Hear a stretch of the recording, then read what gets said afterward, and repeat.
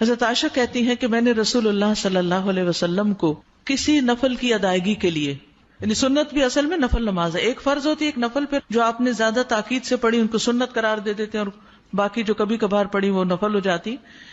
کسی نفل کی ادائیگی کے لیے اتنی جلدی کرتے نہیں دیکھا جتنی جلدی آپ نماز فجر سے پہلے 2 رکعتوں کے لیے کرتے تھے.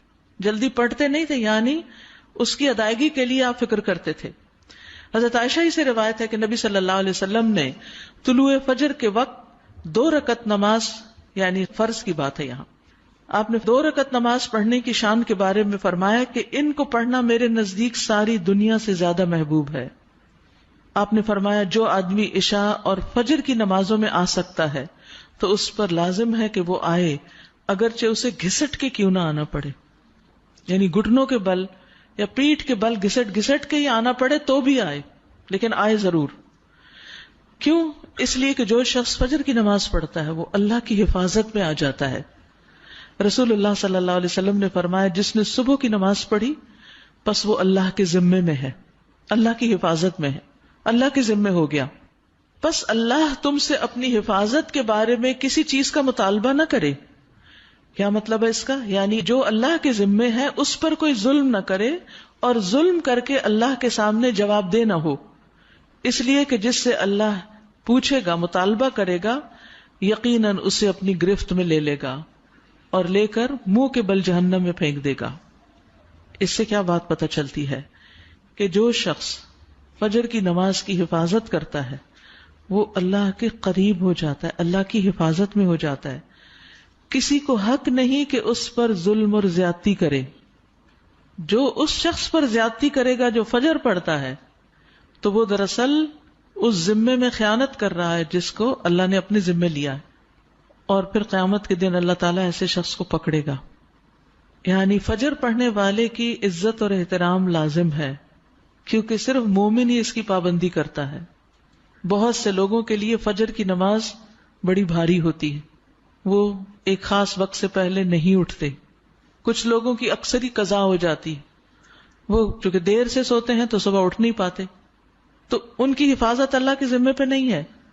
تو اس لیے بہت ہی فکر کرنی چاہیے کہ فجر کی نماز قضا نہ ہو، یعنی کوئی باقی کر لیں، نہیں، کیونکہ باقی تو پھر ہم جاگ ہی رہے ہوتے ہیں نا، تو اذان بھی سنائی دے دیتی ہے اور وقت بھی پتہ چل رہا ہوتا ہے اور دوسروں کو بھی ہم دیکھتے ہیں پڑھ رہے ہیں تو پڑھ ہی لیتے ہیں. لیکن فجر کی چونکہ ایک ذمہ داری ہوتی ہے اٹھنے کی بھی، اور پھر وقت پر اٹھنے کی، اور پھر مسجد میں جانے کی، تو اس لحاظ سے اس کی حفاظت بہت ضروری ہے. اور فجر پڑھنے والا شام تک اللہ کی حفاظت میں ہوتا ہے. اس میں ایک واقعہ بھی آتا ہے احادیث کی کتابوں میں. اعمش کہتے ہیں کہ سالم بن عبداللہ بن عمر، ابن عمر کے کیا لگے بیٹے اور حضرت عمر کے پوتے، یہ حجاج کے پاس بیٹھے ہوئے تھے. حجاج کے بارے میں سب جانتے ہیں کہ بہت ظلم کرتا تھا. تو حجاج نے ان سے کہا اٹھو اور فلاں آدمی کی گردن مار دو. تو سالم نے تلوار اٹھا لی کیونکہ اس کا حکم تھا مارنے کا، اور اس آدمی کو پکڑا اور محل کے دروازے کی طرف چل پڑا.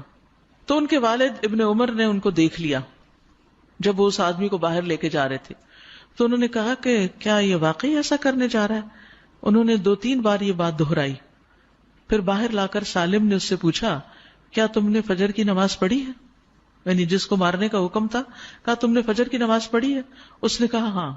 سالم نے کہا پھر تم جس راستے سے جانا چاہتے ہو چلے جاؤ، اور وہ واپس آئے اور تلوار پھینک دی. حجاج نے ان سے پوچھا کیا تم نے اس کی گردن اڑا دی؟ انہوں نے جواب دیا نہیں. حجاج نے پوچھا کیوں؟ سالم نے جواب دیا میں نے اپنے والد کو یہ کہتے ہوئے سنا ہے کہ رسول اللہ صلی اللہ علیہ وسلم نے فرمایا جس نے فجر کی نماز ادا کی وہ اللہ کی حفاظت میں ہے یہاں تک کہ شام ہو جائے. تو ان کے والد نے ان سے کہا کہ سمجھدار رہو، میں نے تمہارا نام اسی لیے سالم رکھا کہ تم سلامت رہو، یعنی اللہ کے ذمے کے اندر خیانت نہ کرو. تو بہرحال اس سے یہ پتہ چلتا ہے کہ انسان سے بڑے بڑے حادثے، بڑی بڑی مصیبتیں ٹل جاتی ہیں جب وہ فجر کی نماز کی حفاظت کرتا ہے.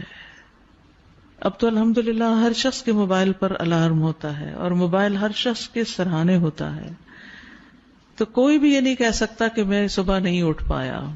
1 نہیں 2 3 الارم لگا لیں، 5 منٹ کے وقفے پہ رکھ لیں اس کو، کیونکہ جو شخص یہ 2 نمازیں پڑھے گا، بخاری میں آتا ہے وہ جنت میں داخل ہوگا. ایک اور روایت میں آتا ہے وہ آدمی ہرگز دوزخ میں نہیں جائے گا جس نے سورج نکلنے سے پہلے اور سورج کے غروب ہونے سے پہلے نماز پڑھی، یعنی فجر اور عصر کی.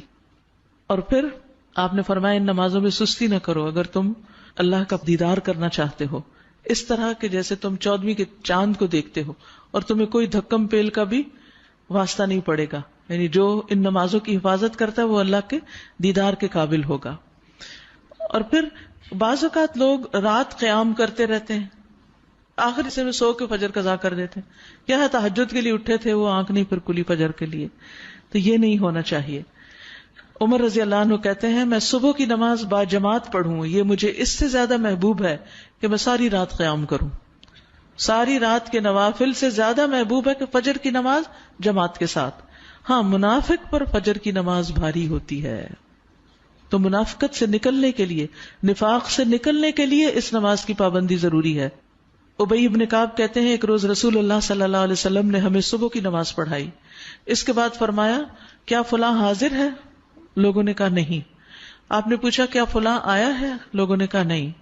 آپ نے فرمایا بلا شبہ یہ دو نمازیں منافقوں پر سب سے بھاری ہیں، سب نمازوں سے زیادہ بھاری، یعنی فجر اور عشاء. اور اگر تمہیں معلوم ہو کہ ان میں کیا کچھ اجر و ثواب ہے تو تم ان میں ضرور آؤ، خواہ گھٹنوں کے بل ہی کیوں نہ آنا پڑے. تو اس لیے خود بھی اور اپنے گھر والوں کو بھی، اپنے بچوں کو بھی اس کا پابند کریں.